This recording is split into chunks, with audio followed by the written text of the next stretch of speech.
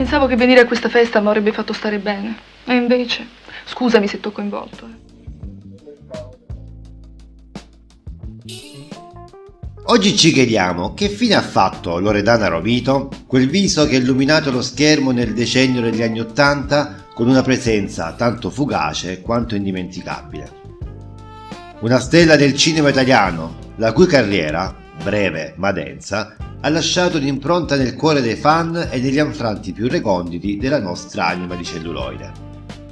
Chiedimi qualsiasi cosa e la farò. Io ti adoro, ti amo, ma non mi lasciare. Non posso vivere senza di te. Tu mi hai insegnato tutto, che cos'è l'amore, che cos'è il sesso. Vuoi fare l'amore con me? Adesso? Subito? Oggi ci immergiamo in un viaggio attraverso la vita e i film di Loredana Romito, attrice di grande talento. La sua filmografia è un mosaico variegato di B-movie divenuti cult nel tempo e di successi clamorosi al botteghino, un percorso artistico brillante che merita di essere ricordato. Prepariamoci dunque a ripercorrere insieme la storia di questa splendida artista.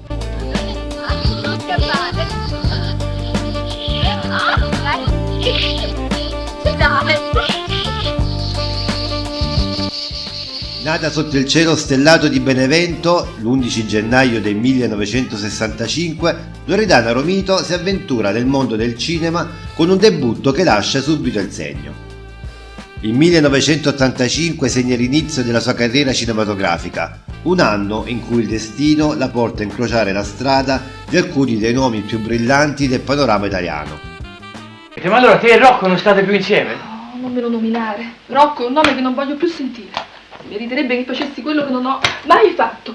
La sgualdrina. Brava, così impari. Mi verrebbe voglia di andare con tutti. Con guarda. tutti. Tanto siamo stupidi. Loredana fa il suo ingresso sul grande schermo con 2 opere dirette da Sergio Martino, un maestro nel raccontare storie che si muovono agilmente tra il thriller, l'horror e la commedia. E chi meglio di Gigi Andrea, il duo comico del momento, per affiancarla in questa avventura iniziale?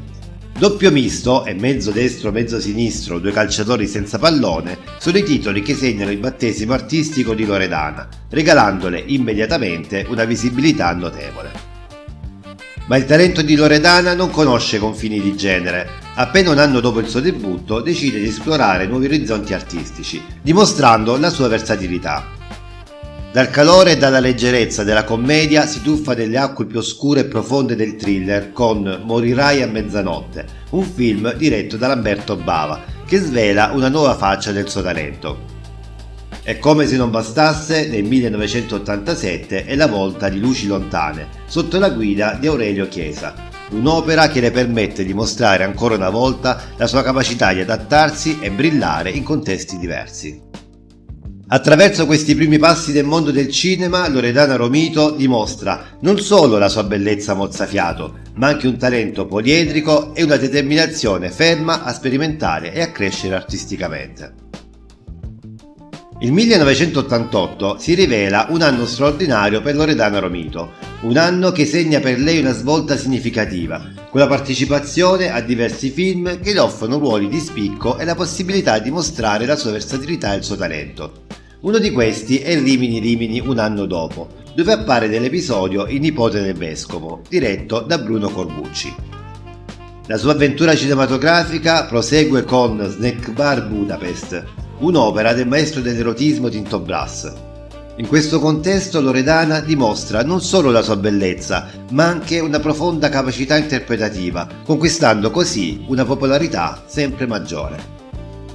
Ricordiamo anche ben 2 film prodotti da Remo Angioli. Il primo è Kafka, la colonia penale, che ha avuto poco seguito e diretto da Giuliano Betti, e il secondo film è il giallo erotico di Beppe Cino, Fatal Temptation. La trama di quest'ultima pellicola pare molto somigliare e ripercorrere l'impronta noir che ha gettato un altro film caposaldo del genere, Il postino suona sempre 2 volte. In questo film Loredana Romito ricopre finalmente i panni della protagonista, quelli di Giulia, moglie determinata che, insieme all'amante, decide di porre fine alla vita del ricco marito che è diventato cieco a causa di un incidente. In quella pellicola, come in tanti notano in quegli anni, Loredana mostra generosamente le sue grazie al pubblico.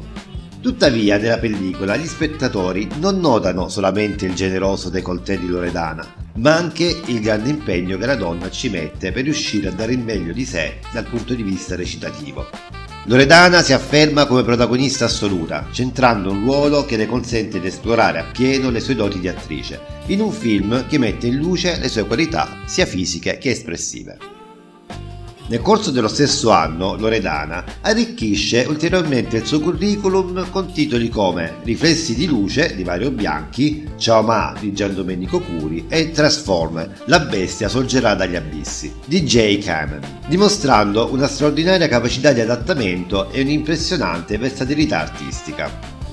Questo insieme di esperienze cinematografiche, così variegate e sfaccettate, non solo amplifica la sua popolarità, ma consolida anche la sua reputazione come una delle attrici più talentuose e magnetiche della sua generazione, capace di spaziare con disinvoltura tra generi diversi, dalla commedia al thriller, dal drammatico al sensuale, distinguendosi in ogni pellicola in cui partecipa.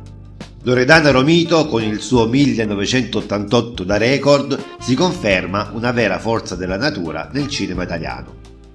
E in quegli anni fervidi e pieni di energia, Loredana Romito diventa un vero e proprio simbolo di fascino e bellezza, tanto che le riviste si contendono l'onore di averla in copertina, possibilmente senza veli. Loredana non si tira indietro e per la gioia degli occhi dei suoi fan si mostra in tutto il suo splendore, incarnando l'essenza stessa della femminilità e della sensualità che tanto caratterizzava il periodo. Questo suo modo di essere, audace e autentico, le fa guadagnare l'ammirazione non solo del pubblico maschile, ma anche di quello femminile, che vede in lei un esempio di emancipazione e di libertà espressiva. Su questo punto vorrei conoscere anche la tua opinione. Scrivimi in un commento che cosa ne pensi e se il video ti sta piacendo non dimenticare di farmelo sapere con un like.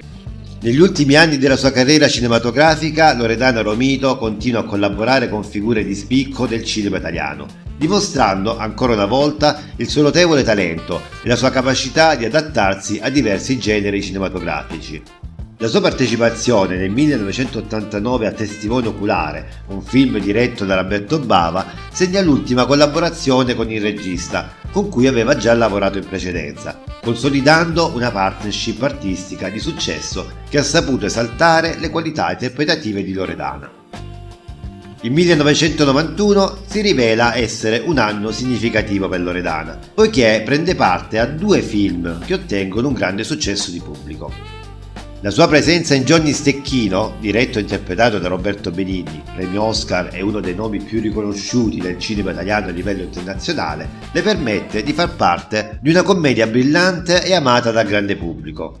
La sua interpretazione nel film contribuisce al successo della pellicola, che diventa uno dei maggiori incassi nel panorama cinematografico italiano di quel periodo. Nel film Benigni interpreta Dante, autista toscano e sosia del boss pentito Johnny Stecchino. La donna di quest'ultimo usa Dante per salvarlo dalle grinfie della mafia che si vuole vendicare del pentito. Loredana ha una parte piccola, interpreta infatti Gianna, donna che lavora nella scuola dove Dante accompagna i ragazzi. Tuttavia pare essere un'importante apparizione, in quanto il film parte addirittura con una sua inquadratura, dalla quale tutto comincia. L'estro e la genialità artistica di Benigni fa sì che questa sia la migliore interpretazione e apparizione di Loredana, dove la donna appare più bella e sensuale come non mai in altri film. Pensavo che venire a questa festa mi avrebbe fatto stare bene, e invece... Scusami se t'ho coinvolto. Parallelamente Loredana appare in Le Comiche 2, diretto da Neri Parenti, un altro successo a botteghino che vede la partecipazione di 2 pilastri della comicità italiana, Renato Pozzetto e Paolo Villaggio.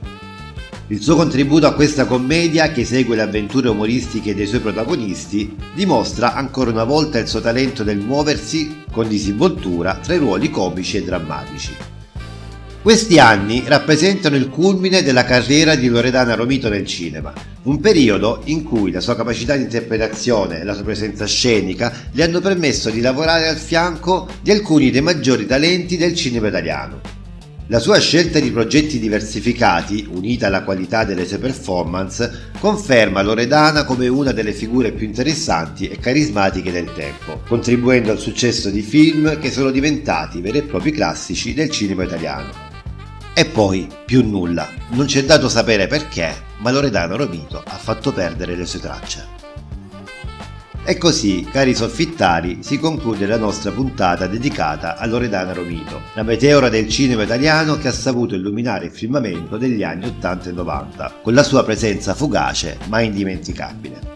Loredana Romito ha dimostrato che non è la lunghezza della carriera a definire l'impatto di un artista, ma la passione e l'intensità che mette in ogni singola interpretazione. Vi ringrazio per aver seguito questa puntata. Ricordatevi di iscrivervi alla soffitta di Pippo per altre esplorazioni nel ricco universo delle B-Movie Girls del cinema, dove ogni angolo nasconde storie di talento, passione e talvolta di fulmini apparizioni che brillano intensamente. E cliccando sul video qui accanto potrai scoprire cosa è successo a quest'altra indimenticabile attrice.